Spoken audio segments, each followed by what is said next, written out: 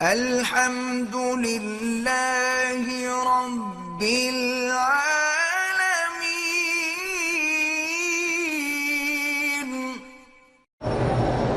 میں اپنی بیوی کے ساتھ بیٹھ کے کھانا کھاؤں یا ہاتھ پکڑ کے بیٹھ جاؤں تو کیا ہے؟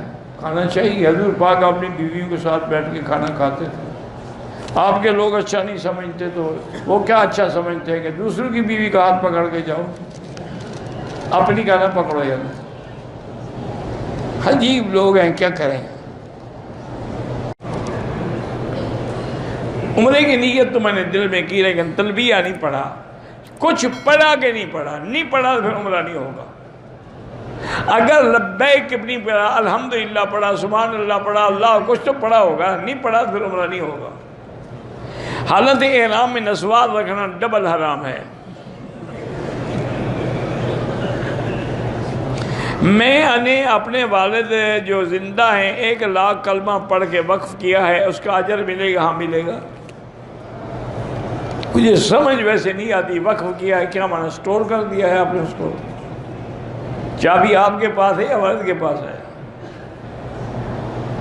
بہرحال یہ کہہ دو کہ اللہ اس کا ثواب تمہارے والد کو دے۔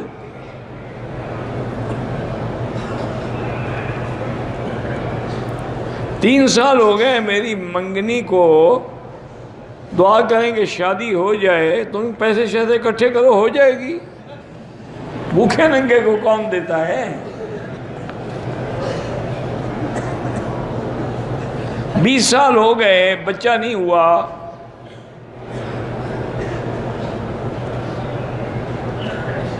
بیوی کو خاوند نے کہا کہ تم کسی اور مرد کے ساتھ رات گزار لو، چونکہ میں تو اولاد پیدا کرنے کے قابل نہیں ہوں۔ تو اب عورت کو نفرت ہو گئی ہونی چاہیے کہ ایسا بے غیرت اور دیوس آدمی ہے جو بیوی کو کہتا ہے کسی اور کے پاس جا کے رات گزارو۔ بھئی تمہیں اولاد کے قابل نہیں ہو تو علاج کرواؤ۔ آج کل تو علاج کوئی مشکل نہیں ہے، جدید میڈیکل سائنس میں بالکل علاج ہوتا ہے۔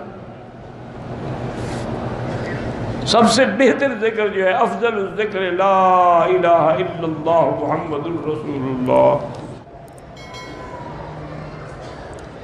کسی نامحرم کو اپنے ساتھ نکاح کے لیے دعا میں مانگنا جائز ہے۔ دعا میں یہ مانگیں کہ اللہ میرے لیے جو خیر ہے وہ رشتہ نصیب فرما۔ میری بڑی بہو جو ہے مجھے اپنے بیٹے سے الگ کرنا چاہتی ہے۔ بہرحال جادو شادو کوئی نہیں ہوتا، آپ بھی بہو کو بیٹی بنا لیں تو الگ نہیں کرے گی۔ جب آپ بہو بنائیں گے تو ضرور الگ کرے گی۔ آپ بیٹی بنا لیں وہ ماں بنا لیں، بس پھر کوئی جھگڑا خود بخود ختم ہو گیا۔